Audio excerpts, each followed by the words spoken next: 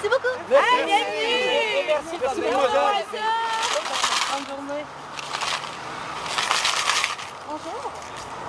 Merci beaucoup. Tiens, quel comme de quoi tu as déjà donné. Merci.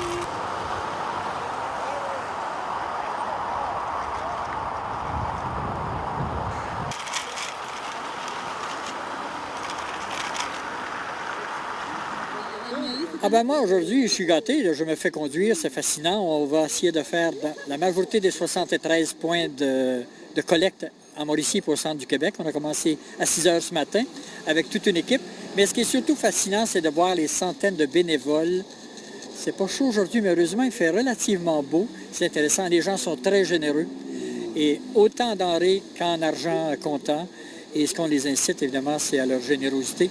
Mais il faut surtout se rappeler qu'il y a des gens dans le besoin et réfléchir en fonction de vous qui nous écoutez, si c'était vous. Et ça pourrait, parce que on voit très bien qu'il y a des gens qui sont dans le besoin autour de nous, dans nos amis proches, dans nos parents. Et puis c'est plus vrai maintenant, c'est plus seulement un créneau là, où on disait c'est des gens qui sont par exemple sur l'aide sociale. C'est pas ça du tout maintenant. Ça peut être une personne âgée, un étudiant, un jeune, de monoparental. Donc, malheureusement, il y a des besoins. Soyez généreux. Oui, bien, il y a la collecte sur la rue, mais on a vu aussi à Louisville, qu'est-ce qui se passe après la collecte? Le monsieur qui est celui qui compte l'argent, qui met ça en rouleau, qu'est-ce qu'ils font avec les denrées? Ils vont tous sélectionner ça, séparer ça, les pâtes alimentaires ensemble. Ça, c'est tout ce qu'il y a derrière la collecte qu'on fait aujourd'hui. Il y a des centaines de bénévoles qui ont aussi ce travail-là pour demain. Parce que c'est pour demain là, le gros du travail, puis après ça, d'offrir ça aux gens qui sont dans le besoin.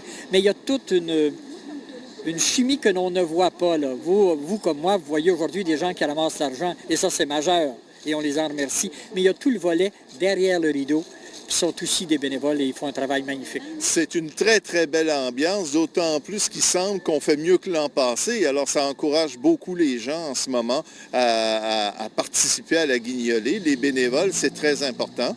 Et les gens donnent abondamment. Alors, c'est vraiment très positif. Non, je pense que ça augmente la générosité des gens. Alors, ceux qui sont mieux nantis, plus chanceux, donnent plus pour ceux qui vraiment ont perdu des emplois ou bien... Vous savez, avant ça, on donnait beaucoup. On faisait beaucoup de paniers de Noël pour les gens qui étaient sur l'aide sociale, les familles monoparentales, vous savez, le portrait type, là. On s'aperçoit petit à petit que la pauvreté touche aussi ceux qui ont des emplois précaires ou qui ont des emplois à bas salaire, et ils sont nombreux. Alors, ça a augmenté, ça, le nombre de personnes de demandeurs. Alors, il n'y a qu'à voir le nombre de paniers de Noël qu'on a fait l'an passé, 5400, c'est énorme. Alors, c'est pas tous des gens qui sont sur l'aide sociale qui vont chercher ça.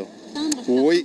Oui, on va continuer dans tous les lots blancs, chez les gens coutus, dans tous les points de collecte, à ramasser là où il y a des boîtes. Là, il n'y aura pas nécessairement des bénévoles, mais on va continuer à ramasser parce qu'il ne faut pas oublier que les paniers de Noël se font presque à la veille de Noël et se distribuent dans cette semaine-là. Alors, plus on va en ramasser, plus on va avoir des beaux paniers de Noël.